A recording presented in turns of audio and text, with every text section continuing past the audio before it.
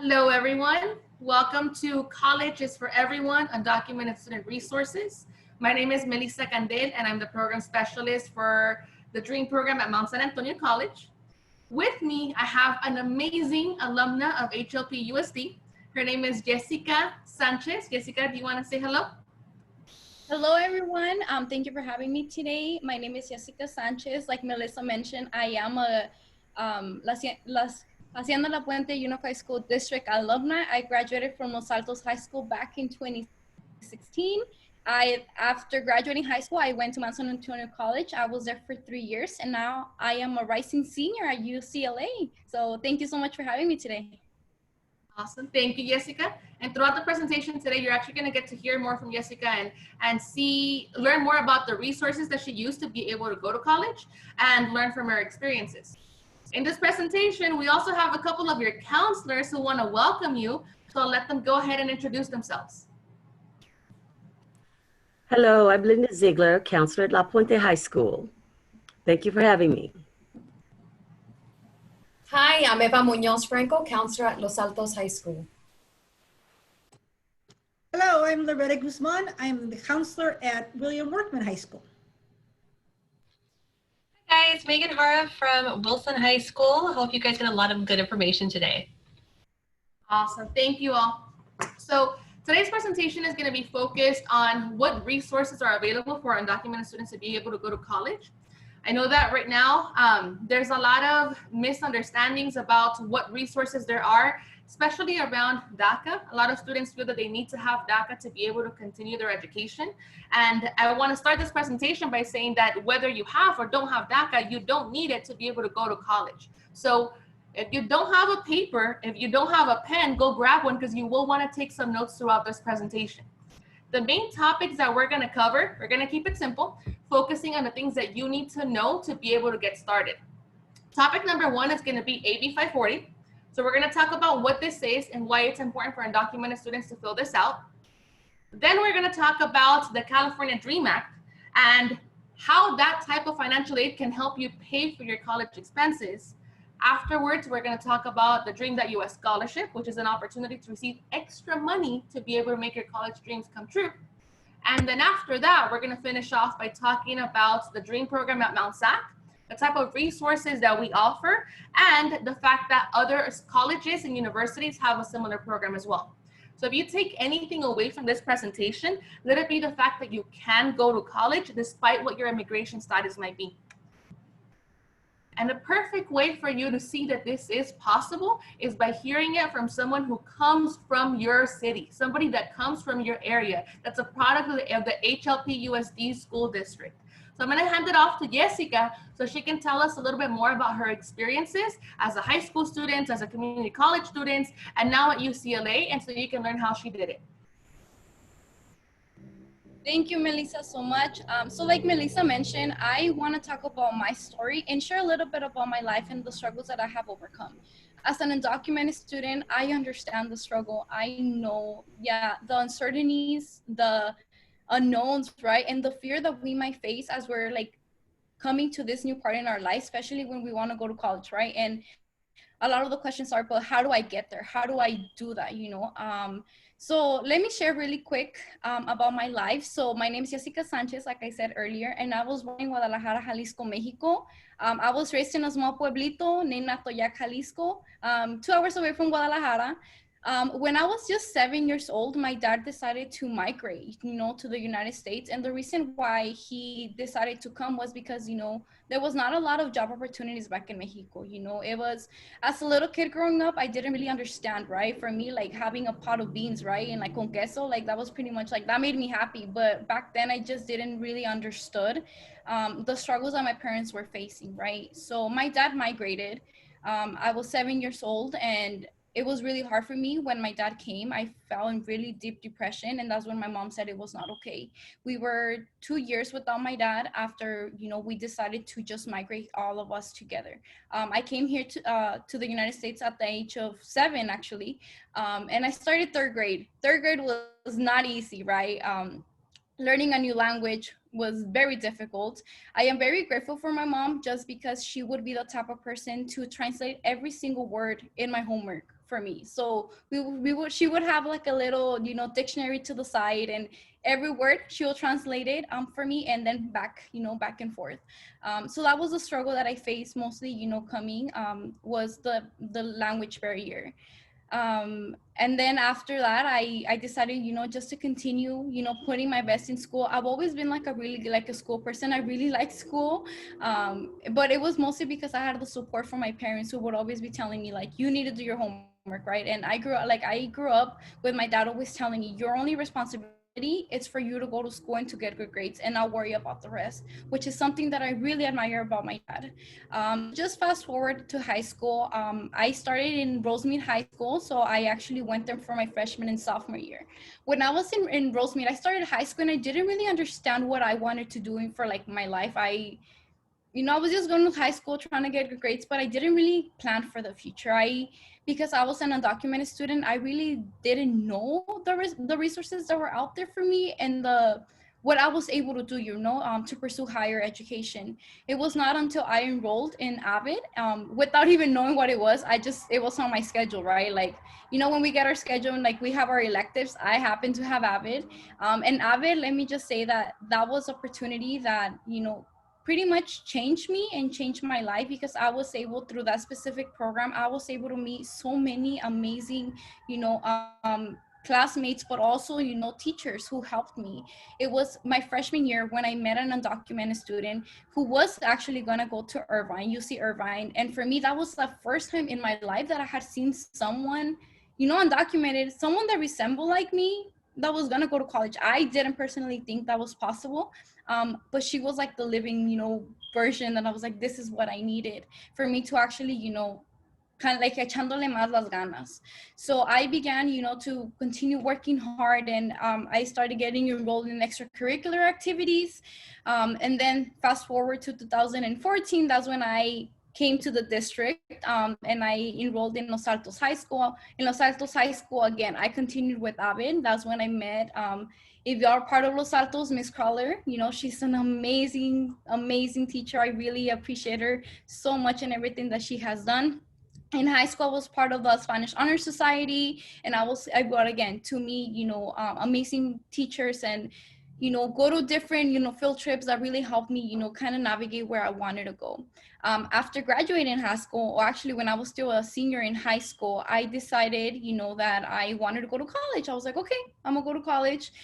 So I started applying, and as an undocumented student, a first generation college student, that was very difficult as well. It was very difficult because I felt like I was just pretty much thrown out there, like, you need to do it. And I had a lot of questions, right? But because I was an undocumented student and I was a first gen, I had a lot of fear in asking questions. So I actually, with the help, of Miss Crawler, I was accepted in various colleges and universities. I was actually gonna go to a 4-year right after high school, but that did not work out because I actually got the wrong information. When I was submitting all the paperwork for the specific university, I got the wrong information, and I did not dare, to ask why I couldn't go. But I just decided, that it was just not for me.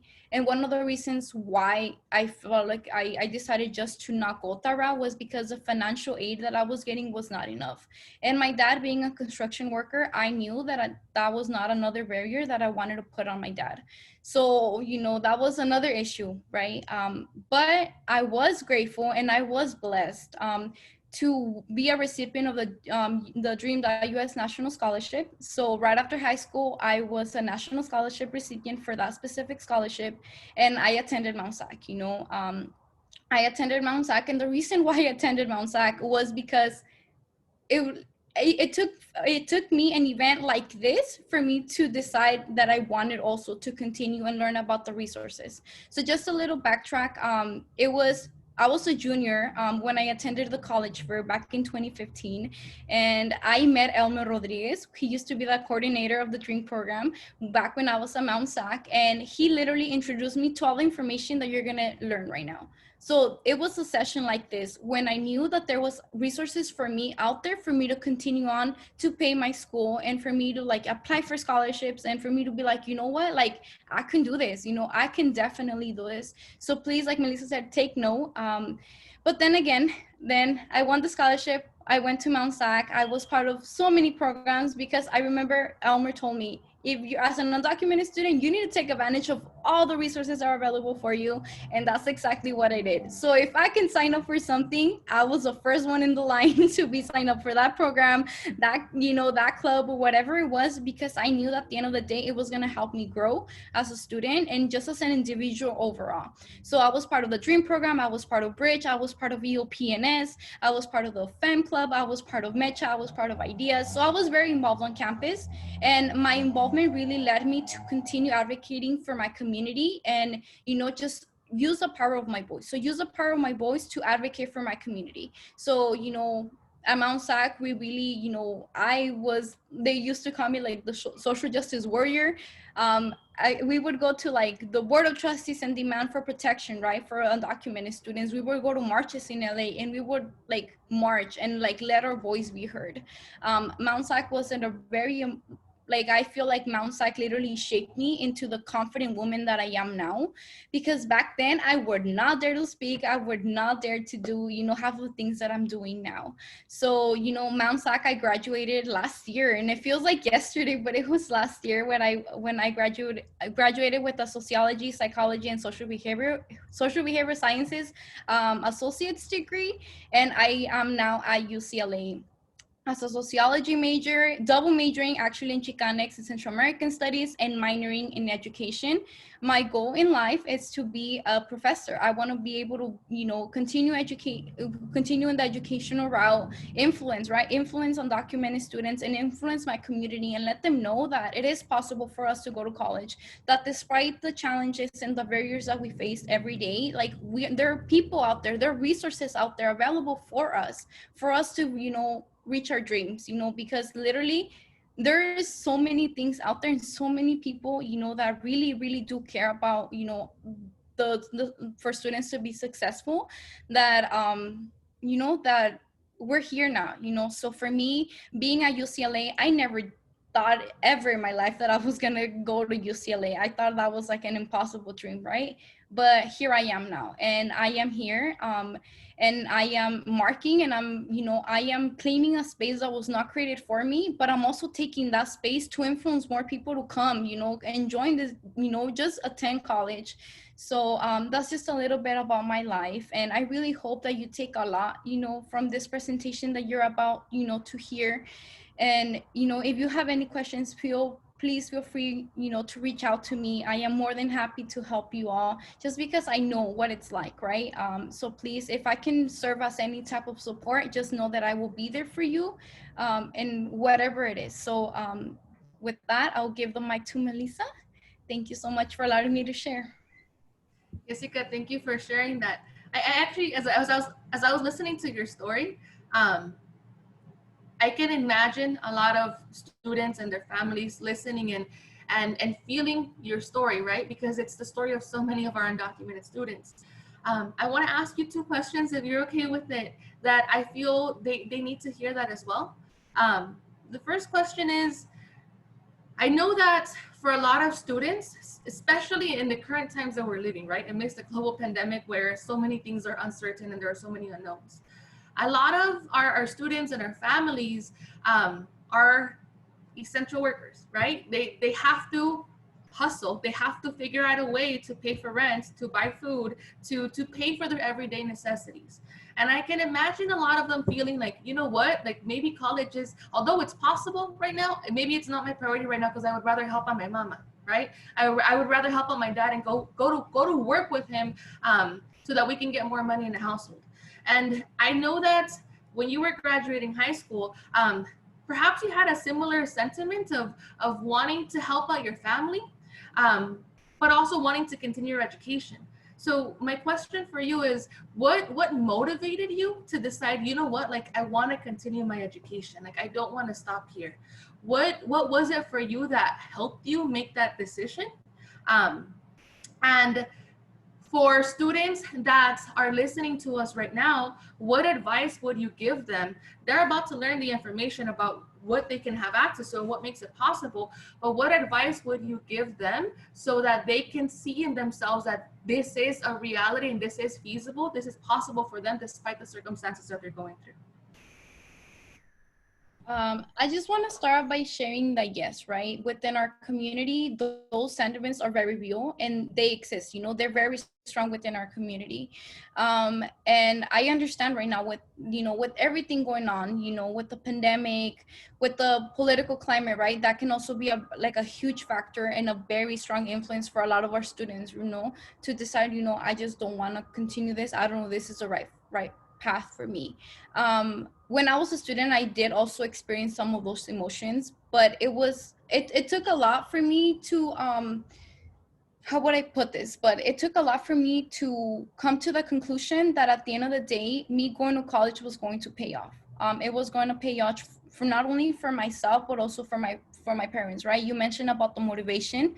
What was my motivation, right, to go to school? My motivation, like being sincere, was my family. My parents migrated to this country without having nothing. They migrated, like many, undocumented families they come to the United States without having a single penny, right?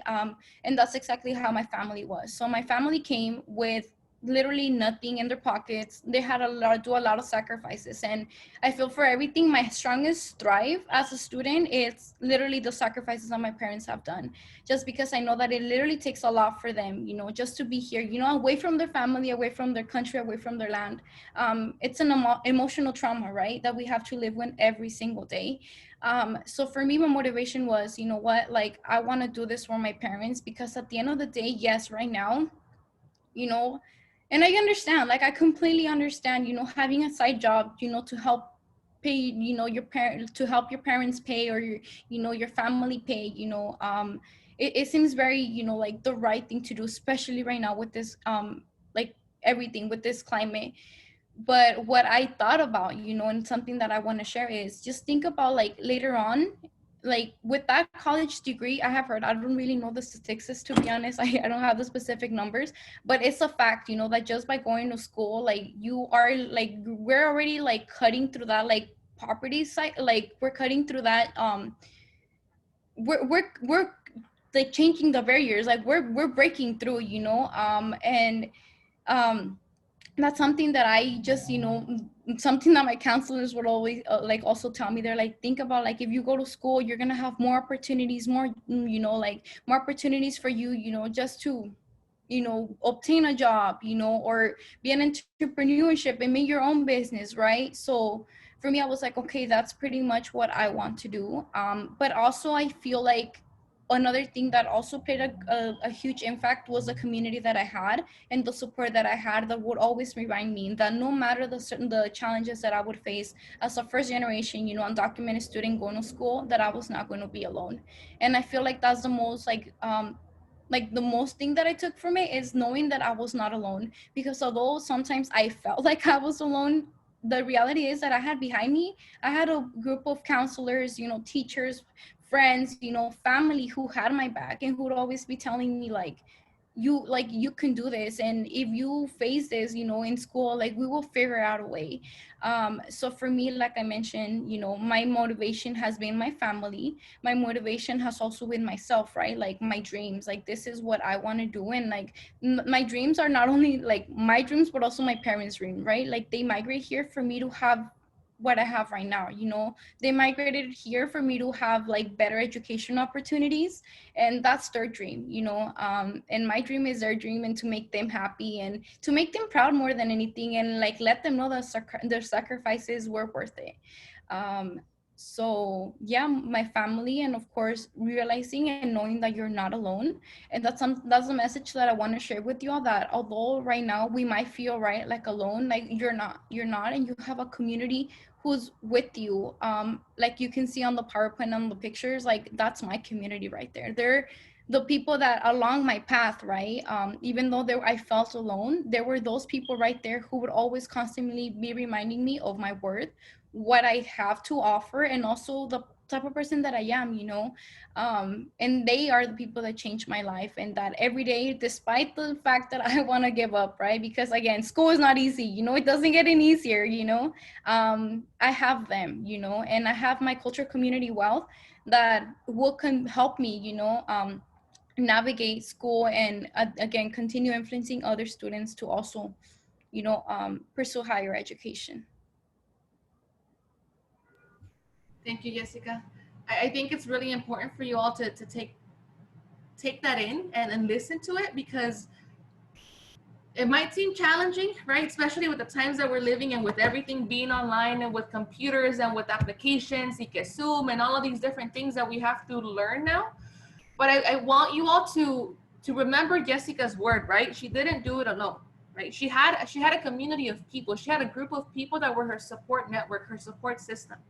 Sometimes it feels like, you know what, like I don't want to ask somebody for help, or I don't want to tell them about my circumstances because they're not going to know how to help me, or I just don't want to tell them. But it just takes finding a person that you feel comfortable with to be able to find a whole community that is there and is available to support you. So know what your motivations are and let that guide you, because like I said in the beginning of this presentation, continuing your education is important, and that is possible in spite of the current circumstances that we're going through. So Jessica is like a prime example of that. She comes from Hacienda La Puente. She knows what it's like to live in the city. She knows what it's like to go to the high schools there. And she's doing amazing things now. And like herself, there are other students that are also undocumented that are making it through. So know that it's possible. Take notes of what I'm about to share with you all, because this presentation focuses on the essential things that you need to get started. Once you start college, you're going to learn even more resources and more opportunities. But right now, let's focus on what you need to get yourself there, and know that once you get there, and even before you get there, you're not alone in this process. And of course, with this, we're now going to transition into the next part of the presentation, but I just want to remind the counselors present, and Jessica as well, if at any point y'all want to chime in and add anything to the presentation, feel free to do so.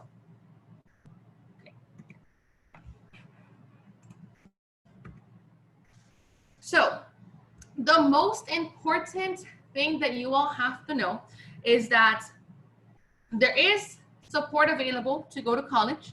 A lot of people think that because they don't have DACA, or that because they are undocumented, they can't continue their education. And that's not true.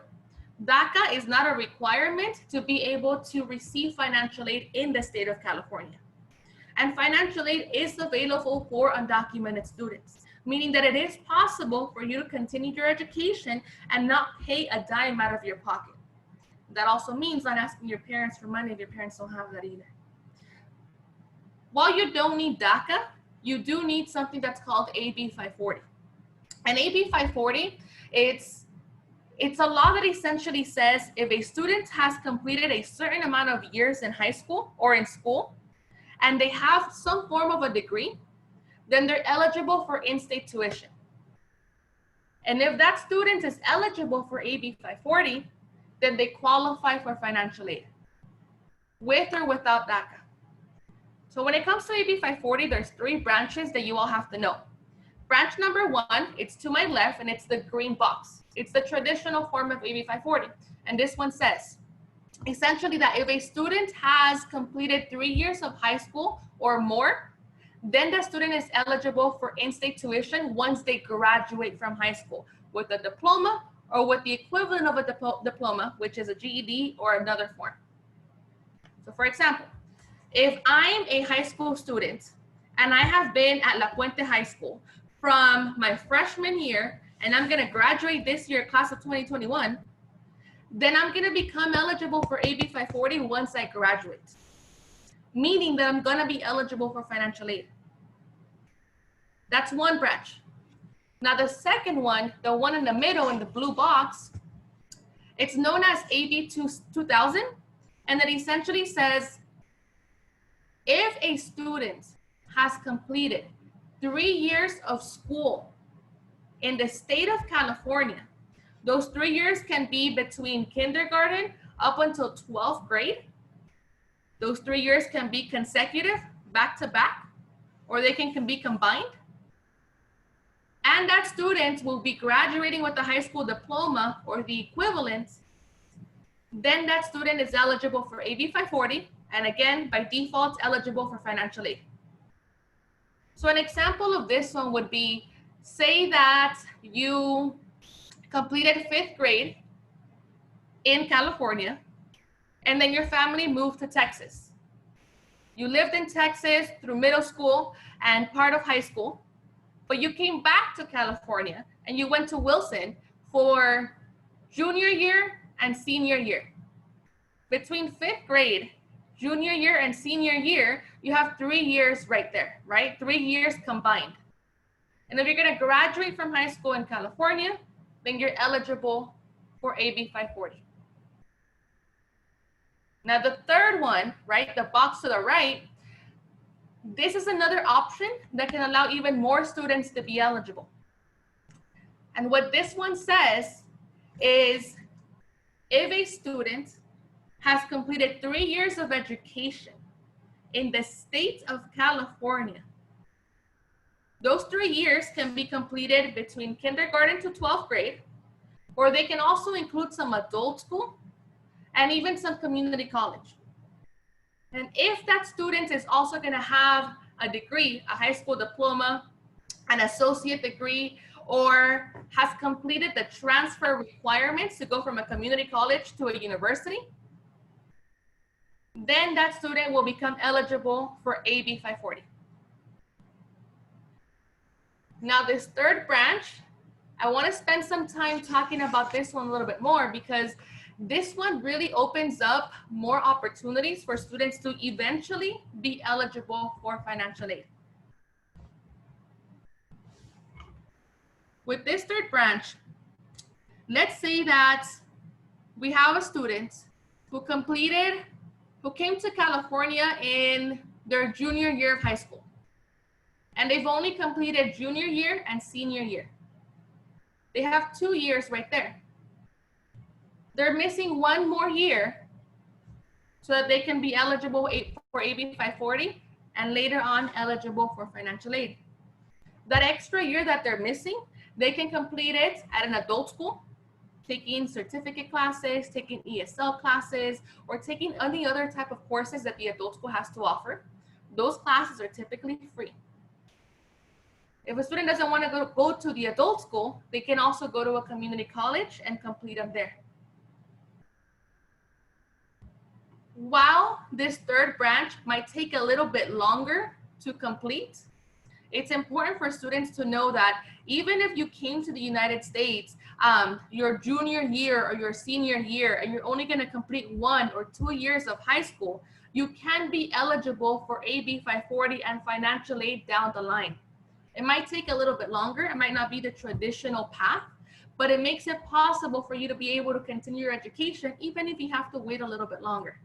But the important thing to remember, again, is that you must qualify for AB 540 to be eligible for financial aid in the future. And AB 540 is something that you have to do when you start college.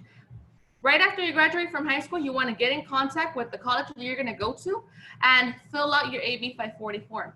Because what this does is it exempts you from non-resident tuition. So what does that mean? It means that students that come from different states to California, or students that come from different countries, are charged a higher fee, which is the non-resident fee, the one on the left-hand side of the screen. At a community college, this fee is about $338 per unit, per credit. And if you're taking classes full-time, it can be about $4,000. That's a lot of money for 1 semester, and that's a lot of money for a community college.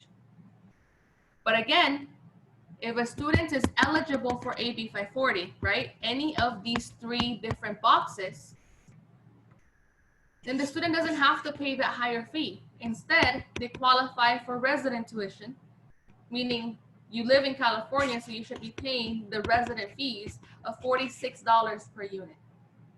For a student that's enrolled full-time, At $46 per unit, that's about $500. The price is drastically different. And oftentimes, because our students don't know about AB 540, they feel like they have to pay the $4,000 out of pocket. And you don't have to do that. You don't have to pay $4,000 out of pocket to be able to continue your education. So remember, when you start college, whether it's Mount SAC, Rio Hondo, Cal Poly Pomona, Cal State LA, UC Irvine, wherever it is, as an undocumented student, one of the first things that you have to do at your school is you have to fill out the AB 540 form so that you are charged resident tuition. I'm gonna say that one more time because I think it's super important. When you graduate from high school, the first thing that you have to do, right? Once you start at the college that you're gonna go to, you have to fill out the AB 540 form. The AB 540 form is gonna allow the price of your classes to drop from the price that we see on the left to the one that we see on the right. If you'll be eligible for AB 540 through the third branch, which is the purple one on the right, then you fill out this form once you meet the eligibility.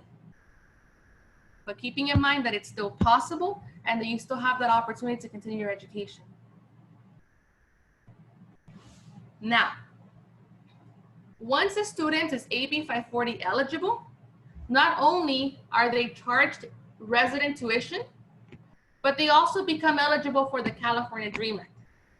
And the California Dream Act is financial aid that comes from the states that can pay your classes. So if you come from a lower income family, your family doesn't have to even pay these $500 for your college. The California Dream Act can provide you with the money that you need to pay for your tuition, and different colleges have additional opportunities that can support students. So with the California Dream Act, main thing, again, that you have to remember, and I'm going to say this so many times in this presentation because it's so critical, is that you don't need DACA.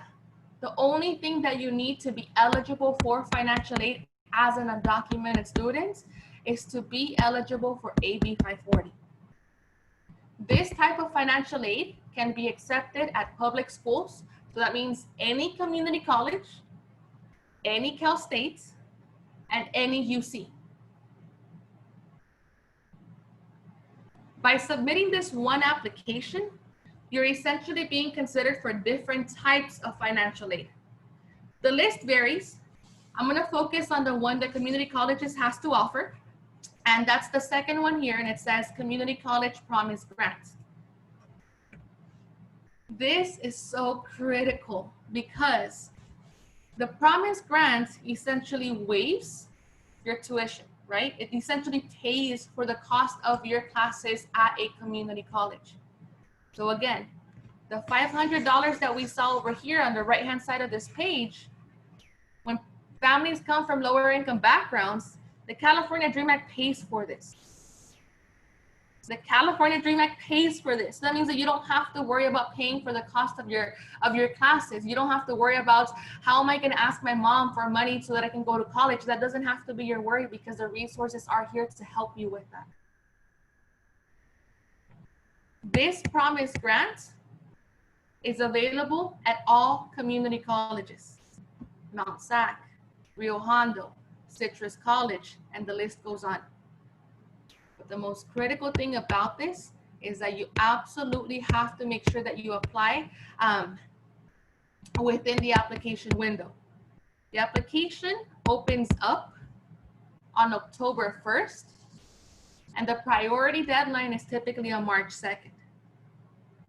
You want to make sure to submit your application before March 2nd so that you can be considered for as much financial aid as you can qualify for. Promise Grants is one type of financial aid at the community college. Another one that is so critical are Cal Grants.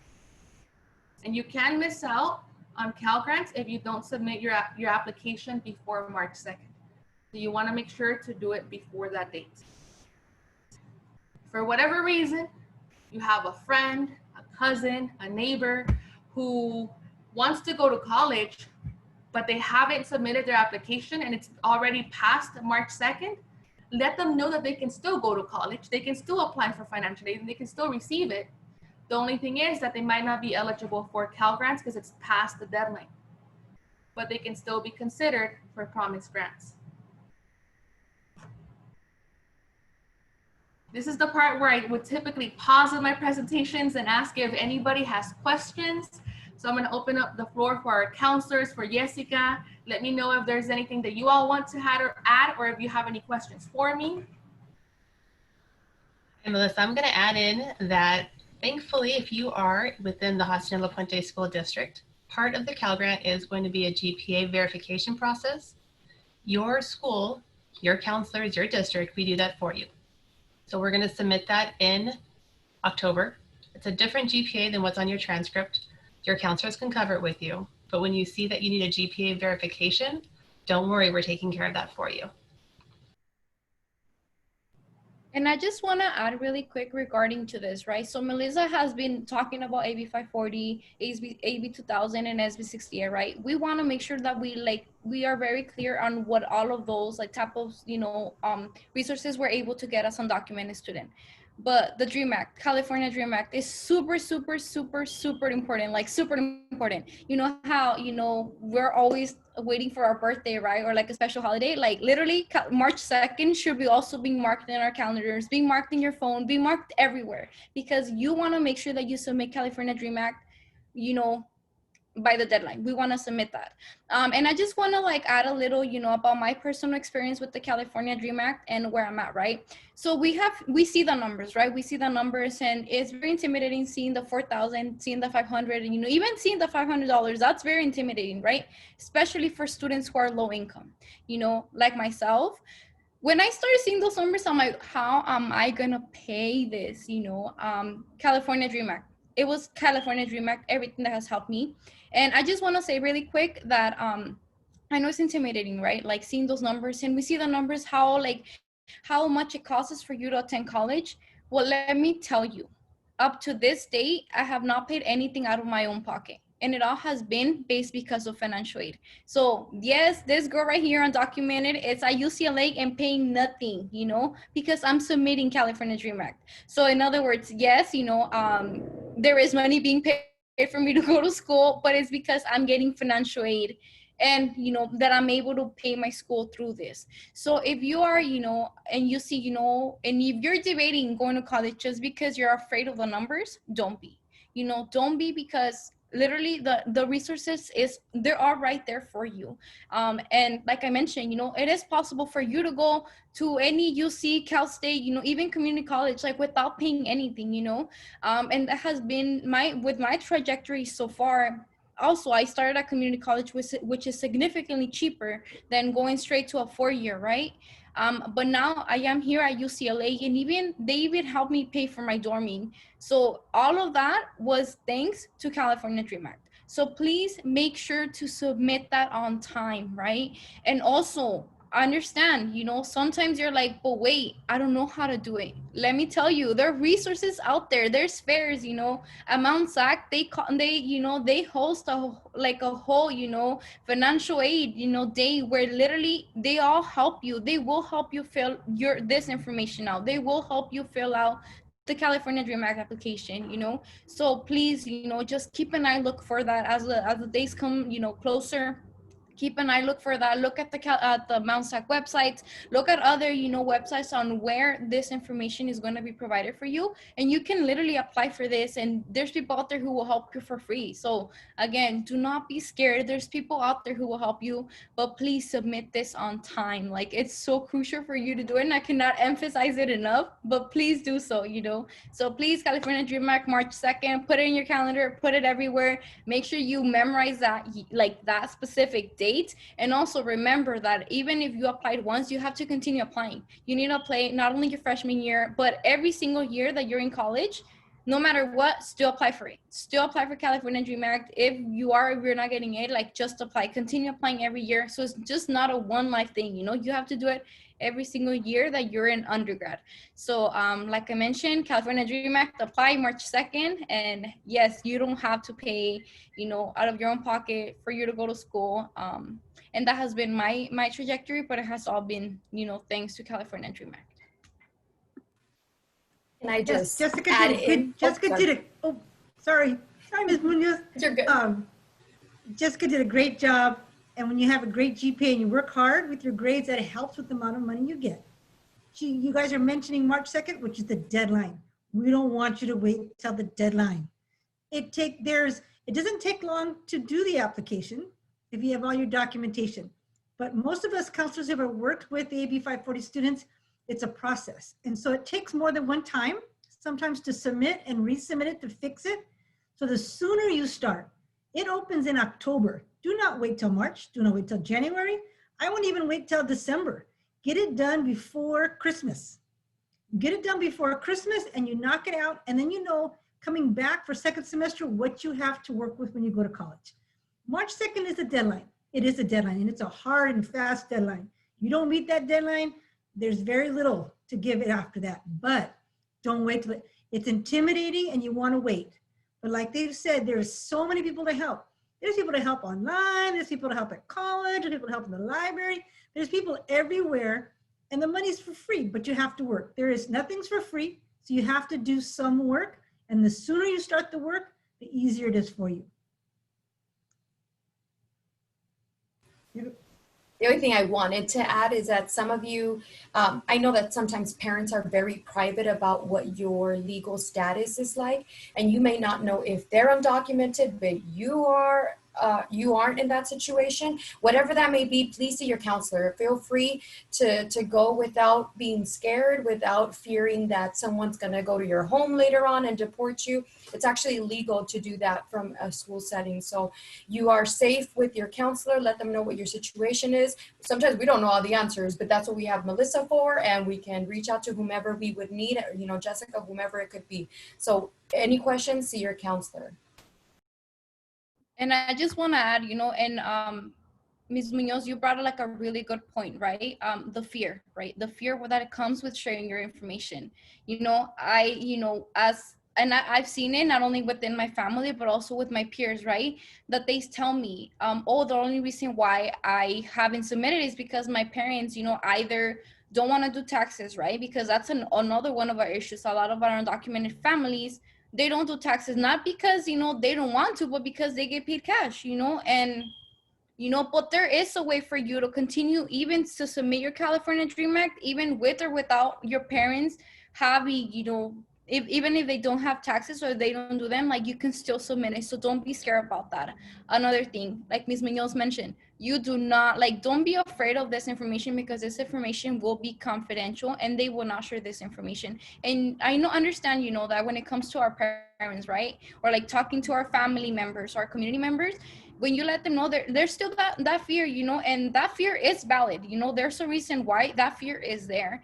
But just, you know, talk them through them, you know, or share that information, you know, if possible. And if you have the ability to do so, walk them through the website and be like, look, this is a website, this is information, share videos with them or explain more about what this specific, you know, website is and how much you can gain from it, right?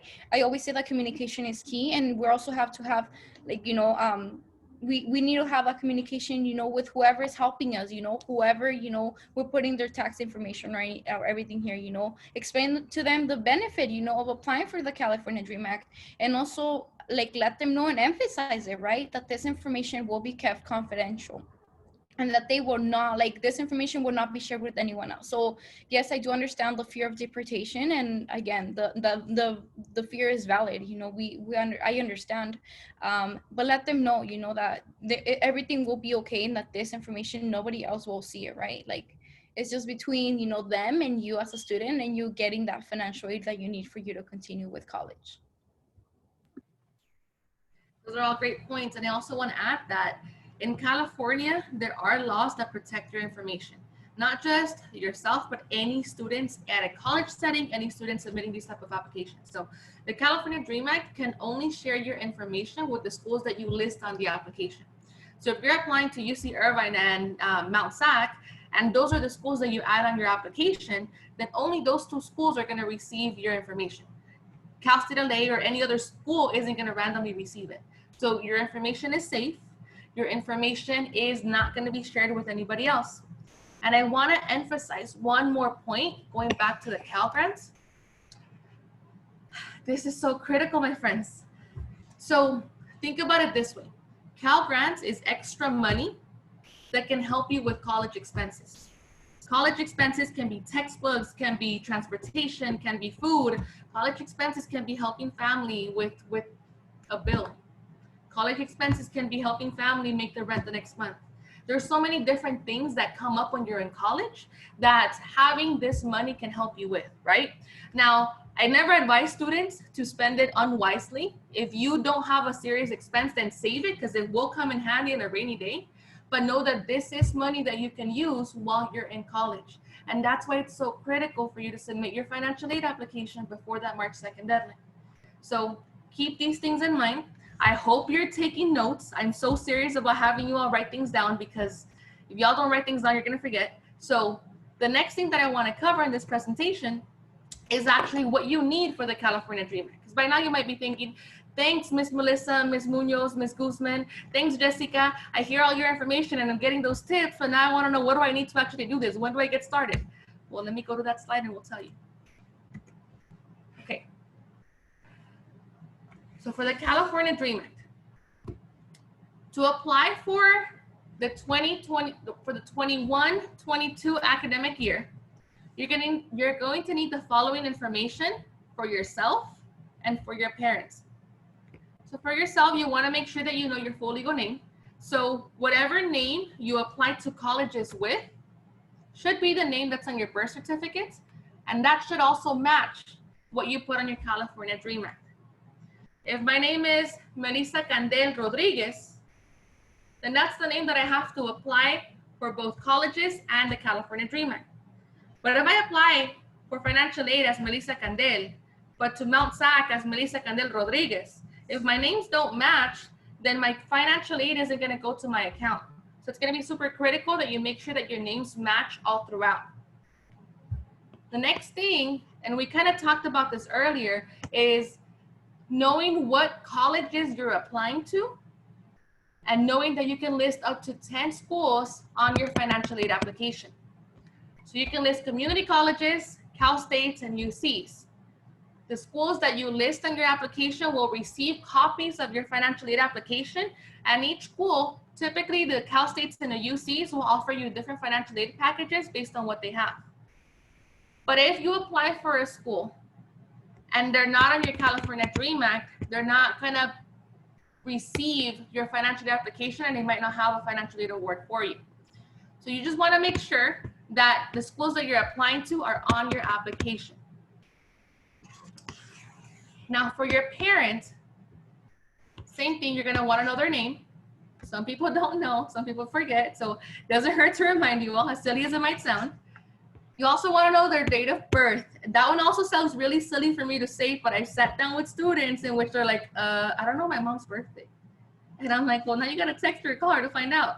So to avoid those awkward moments, just ask them in advance so that you can know what their birthday is. Marriage dates, if they are married, divorce dates, if that's a situation, or widow dates, like you wanna know that as well. And of course, for the 21-22 academic year, you're gonna need their 2019 tax information. Now I wanna stop right here because if your parents file taxes, then this applies to you and you wanna make sure that what's on the taxes matches what's on your California Dream Act. But I want you to know that if your family does not file taxes for X, Y, or Z reason, then it's not a requirement. You can still submit your California Dream Act without those taxes. Again, if your family doesn't file taxes for whatever reason, and we know that our family circumstances, they vary, know that that's not gonna impede you from applying for financial aid. Additionally, you also want to remember, and like Jessica said, put it on your calendar, put a sticky note on the fridge, like do what you got to do to remember that this is not a one-time thing and that's it. No, you're going to apply for this financial aid once every single year. So you're applying right now as a senior in high school for your freshman year in college. Then once you're a freshman in college, you're going to apply again for your sophomore year in college. Sophomore year to junior year to senior year, or for however long it takes you to complete your bachelor's degree. So whenever you're creating your account, write down your username, write down your password, and put it with your important information. Your important information is your birth certificates and anything like the vaccination, like las vacunas, wherever you have important documents that are for you and for you only, put your California Dream Act username and password there too. And every single year, remember to renew it within the application window. That's October 1st and March 2nd, every year. For our males, if you are going to be in college between the ages 18 and 25, then it's a requirement for you to do take an extra step and do what's called the selective service form. And for selective service, this is something that you do at a post office. You don't do it online. So you go to the post office, you ask for the selective service form, you have to fill it out, and you have to submit it.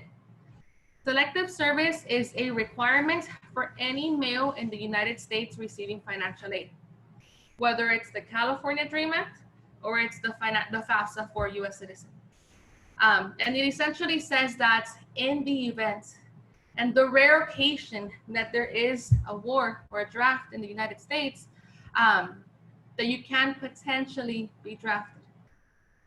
And I know that if you're listening right now, that could be like I don't want that to happen to me. And I know that there's a lot of emotions that come with that as well, but know that it's very unlikely for that to take place. That hasn't happened since the 1960s with the Vietnam War. And it's very unlikely for it to happen now. But it is a requirement for you to be able to continue your education and receive financial aid. And this only applies if you are between the ages 18 and 25 by the time that you start college. And then the next point, if you are going to be starting at Mount SAC in the summer, if you're going to start taking summer classes, there's a lot of great summer opportunities that we offer. We'll go into those later. But if you are going to start Mount SAC in particular in the summer, right after you graduate from high school, then you have to submit 2 financial aid applications, not just one. You submit it for the 2021 year,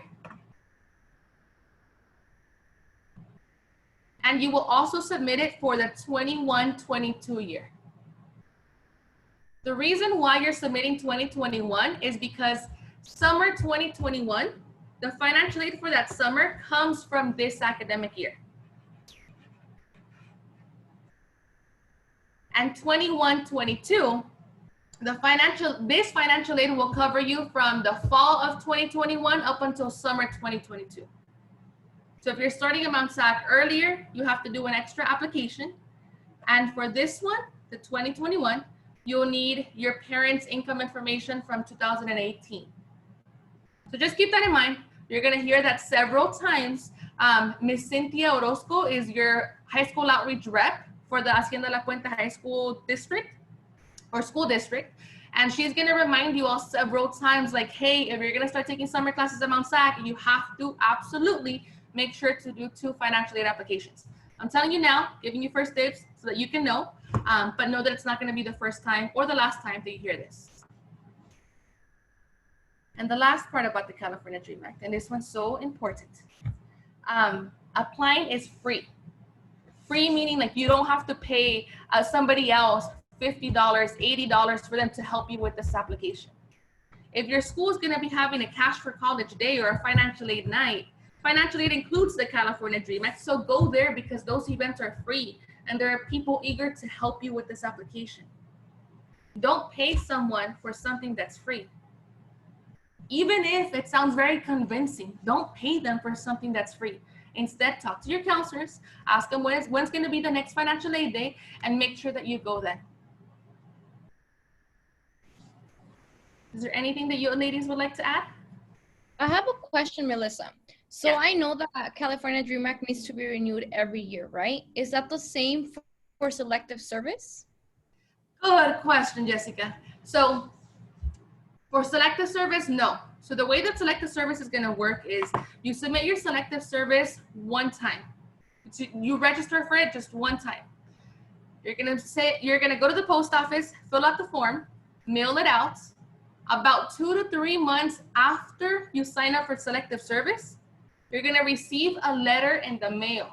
And that letter is essentially your confirmation that you're signed up. That letter, you're going to also put it with your important documents. And if other colleges ask you to submit proof, then you show them that letter. But you only sign up once. Thank you, Jessica. Another note, we mentioned that district is going to send in your Cal Grant verification, but what we're going to send in is exactly what is on Aries. So if your information, your name is a little bit different, your address is different for whatever reason, don't worry about that, but do contact your counselor. We have ways that we can go in and we can match it up, but if you don't tell us, it's not going to match, and it's going to give you an error that says you don't have a verification on file. So when you look at Aries, if you already know something doesn't match, contact your counselor right away.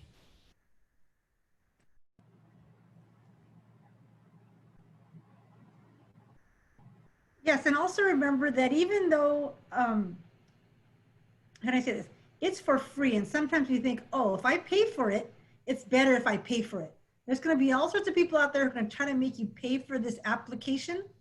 In the title of FAFSA or free application is free.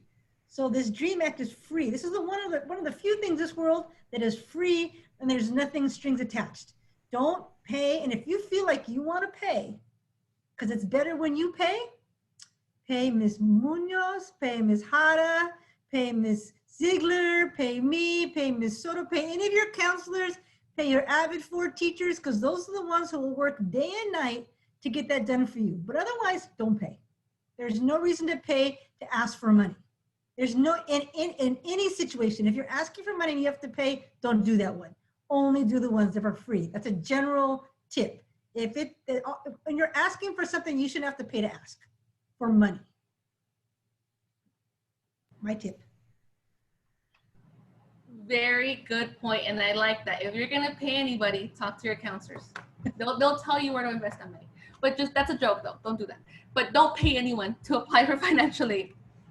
Now, we're gonna move on to the next part of this presentation. So now we know AB 540 has to be done once you graduate from high school. You only do it for the school that you're gonna be attending. Now we know AB 540 is the requirement to qualify for the DREAM Act, and you have to do this before the March 2nd priority deadline, and you know what you need. Now let's talk about different opportunities, right, beyond financial aid that comes from the state. Because as you all will get to know throughout your senior year, scholarship opportunities are gonna come, right? And you might qualify for many of them. And one that I really wanna spend some time highlighting is the Dream.US scholarship.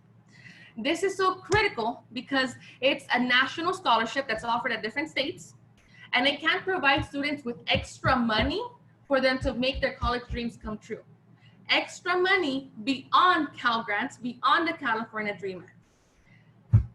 The way that the Dream.US works is if a student attends a partner college of this scholarship, and the partner colleges are listed here, 1 through 7. If you end up attending, or if you're even considering one of these 7 schools, you can apply for the Dream.US scholarship. And if you go to a community college like Mount SAC, you can receive up to $14,500.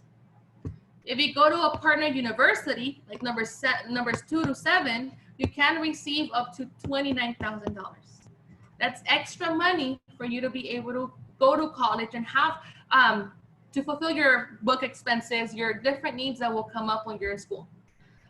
Application window for this is typically from November through February. The application hasn't opened up yet, so I don't know when the exact deadline will be, but know that it's gonna be towards the end of February 2021. And you can actually visit this website to find out what's going to be the deadline and what are going to be the specific eligibility requirements. But this scholarship is specifically for undocumented students. And we have the very beautiful privilege of having Miss Jessica, who was a Dream.us recipient. So Jessica, if you want to add anything about this scholarship and how it helped you while you were at Mount SAC, tell us more. So, yes, like Melissa said, I've been blessed, right? Because honestly, this was a blessing for me and my family, right? So I applied for the Dream.us National Scholarship. So a little bit story, like a little bit, a little story. I applied to the Dream.us National Scholarship. I want to say a week. It was a week before the deadline. Like, side note, don't do that, right? Don't do that. Don't wait until the last week to apply for this. But the reason why I had to wait a week was because back then when I applied, DACA was a requirement, right? And I want to touch on that. So DACA was a requirement. And within like when I was going through my DACA process, I was facing a number of challenges, right? For me to get my DACA. And I had not received it, right? So when I attended the college fair, right? And when, like I mentioned earlier, and Elmer was talking to me about the Dream.us National Scholarships, I put it down on my notes and I said, next year I'm gonna come back to this and I am going to apply. Because if there is something that Elmer taught me was to take advantage of everything, right? Take advantage of everything. So next, like my senior year came up and I was like, I'm going to apply. Then I realized that I couldn't because of my DACA. It was still in the process. I was having a lot of difficulties and my DACA arrived 1 week before the deadline. What did I do when my DACA arrived? And that's another thing, right? Another resource. The Mount SAC will also have, workshops and will help you with this specific, like with the process of this scholarship. So I went, every day, me and my mom would bus it, from La Puente all the way to Mount SAC every day. I want to say like every single day, like through that week, I stayed up late at night, typing my questions, right? Because I have to put like a personal statement, right? So I was writing and I would go to Mount SAC and, I remember, counselors looking, through my statement and revising them and going back again. And I was actually one of the last ones every single day, every single day I was one of the last ones to to leave, right? And my dad would always tell me like, what are you doing? Are you helping them clean, right? And I was like, well, they're helping me, so I'm gonna stay as long as I possibly can, right? For me to like get as much help as I possibly can. So like I said, the process was rigorous. I'm not gonna lie.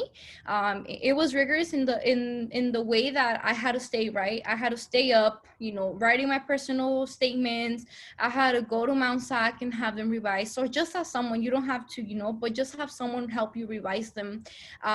But again, it was a blessing when I received it. When I was notified actually that I received the Dream.us National Scholarship, that was the deciding point that I was like, this Mount SAC is where I'm going to go, because it was money that I was receiving, and not only money, but it was a national scholarship. Like I was amongst like I don't know how many people were gotten within the donation, but they chose me, and they chose me for a reason. And there are many people out there like with the Dream.us National Scholarship that believes in students like us. They believe in us, they believe in our story, they believe in our dreams, and they believe in our goals, right? So yes, they will give you $14,500 and up to $29,000. Like they will give you that money because they believe in you.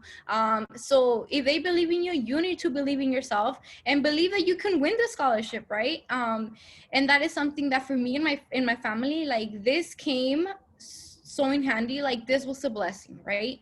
So again, I went to Mount SAC. I used the money that Mount SAC that I was able to get at Mount SAC, right? So that money, what did I do? Again, we already learned about California Dream Act and we learned about AB 540. The money that I received from the scholarship, I did not need it, right? I did not need it because all my expenses were being covered.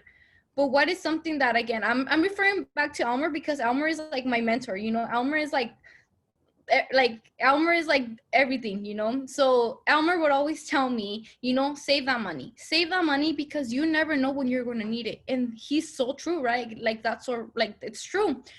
So what every single time that I would get the scholarship, all I would do is I put it on my savings.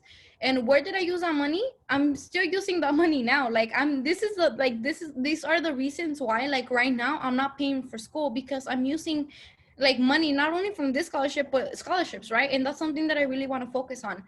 There's scholarships, there's so many scholarships out there. Apply to scholarships. Like there's endless scholarships, you know, not only within your community but then also the city, you know, the school. Also, you know, if you go to community, like say for example, you go to Mount Sac, right? Like every year they have like the scholarship program. Apply to the scholarships, right?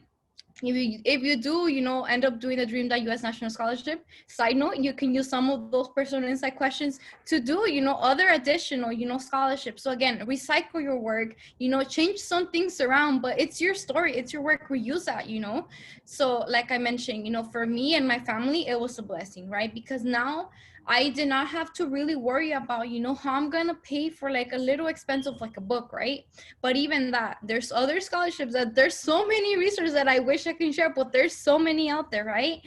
But even if you go to community college, and at Mount Sac, there's something called EOPNS, right? With EOPNS, I got a book scholarship and I did not have to pay for my books. So what did that money do? Like it was on my savings, and now again, I'm using it to either pay, you know, for transportation, like Melissa said, or even food, you know, or it's still even there, you know, and I'm just using it for whatever expense that I need as a college student.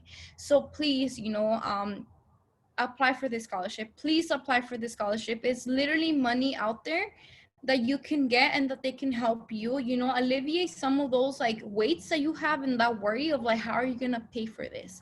And like I said earlier, there are people, like there is to fill out the financial aid application, there are people out there, you know, who will help you with this, you know, with this specific scholarship. So for me, it was a blessing. For my family, it was also a huge blessing. And you know, I continue advocating for I advocate, you know, for this scholarship because it did so much for me that I know the benefit, you know, of being part of something like this. And it's not only a scholarship, but it's a network, right? It's a community network that if I know that I need something, I know I can always like reach out, right, to like Gabby and be like, hey, like I have this, and like she got me, you know, or other like scholars, not only throughout California, but throughout like any other state, you know. I have also met people from like Texas, and I know like Illinois, you know. So again, it was not only a scholarship, but it was a door for like network.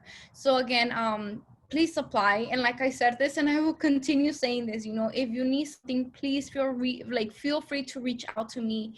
I can help you. Reach out to your, you know, to your community, reach out to your schools, reach out to, you know, places like Mount Sac, right, that are around the area that will host workshops like this. So please apply. Like the worst you can do, like there's nothing to lose, right? Like there's so much to gain and nothing to lose. So again, take the opportunity, trust the process. That is something that Elmer would always tell me. Trust the process. You need to trust the process and trust yourself and believe in yourself more than anything. So yes, apply. Thank you. Alrighty, so yes, applying for this scholarship.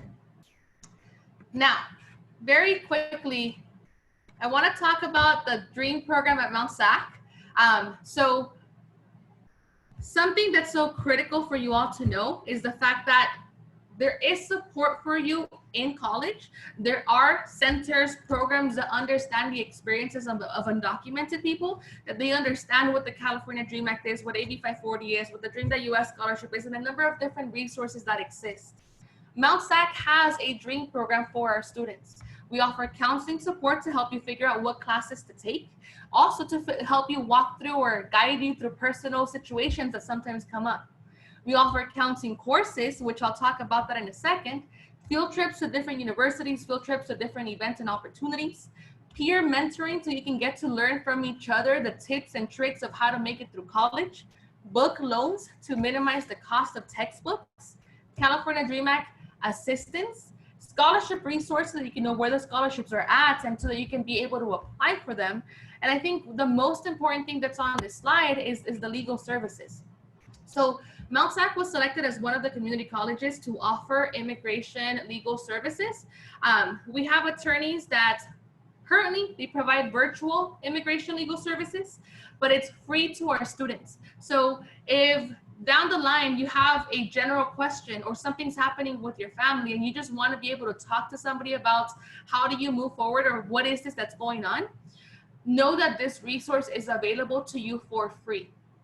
Oftentimes our families and our students go to people and they pay them like $500, $700. That's a lot of money that you don't have to pay that Mount SAC has to offer.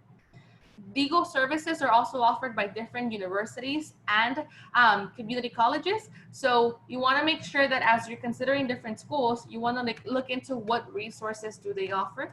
And this is something that Mount SAC has. Now, I mentioned counseling courses in the previous slide. And I want you to know here that every summer, starting this past summer, Mount SAC, the DREAM program has a summer STEP class, which is a Counseling 1 class. This focuses on understanding an introduction to college. What are the transfer requirements? What are the classes that you need to take for a particular major that you're thinking about? It helps you understand in general what you have to know to be a successful student at Mount SAC. But what's beautiful about this course is that it's specifically for undocumented students. So it's taught in a space that's comfortable because you're with other people that come from a similar background and that face similar experiences. And it's taught by one of our counselors who understands your circumstances, who understands your worries, who's not going to rush past what you're going through because they're there to support you. So this class is taught over the summer. So once you graduate, you want to take this course, it's an opportunity. And the biggest benefit is that it's only 2 weeks. And once you finish it, you become eligible for what's called the Promise Plus program. And Promise Plus is a separate program, which Cynthia Orozco is going to teach you about. But this separate program talks about or provides you with different benefits. And those benefits, they vary, but the most important, or not the most important, but the most common ones that people refer to are the fact that they offer book vouchers, community events, early registration for 1 year, and also food cards for our students. So if you go to this website, the Promise Plus Benefits website, it's going to list down every single resource that they have to offer. And this is available to any student who completes either the STEP program or the Summer Bridge program the summer after they graduate from high school. Through the STEP, we're offering 1 class. So if you want to take it along with other undocumented students, it's a beautiful, beautiful opportunity for you all. And with that, I want to highlight really quickly the fact that throughout the year, you're going to get to know people from the high school outreach team. For the Hacienda La Puente Unified School District, that's going to be Miss Cynthia Orozco. So she's going to be talking to you all, guiding you through the Mount SAC application, guiding you through the assessment, through everything that you need to do to be able to register for classes at Mount SAC. So remember her face because you're going to be seeing her soon. And with that, I want to thank you all and thank the counselors and Jessica for your time and for listening to us. It's important information, and the biggest thing that I want you all to take away is the fact that you can continue your education. It is possible. There are ways to do it. Remember, AB 540, the California DREAM Act, scholarships and DREAM programs. The support is out there. Come and reach out to us for that support. Thank you all for listening and for chiming in.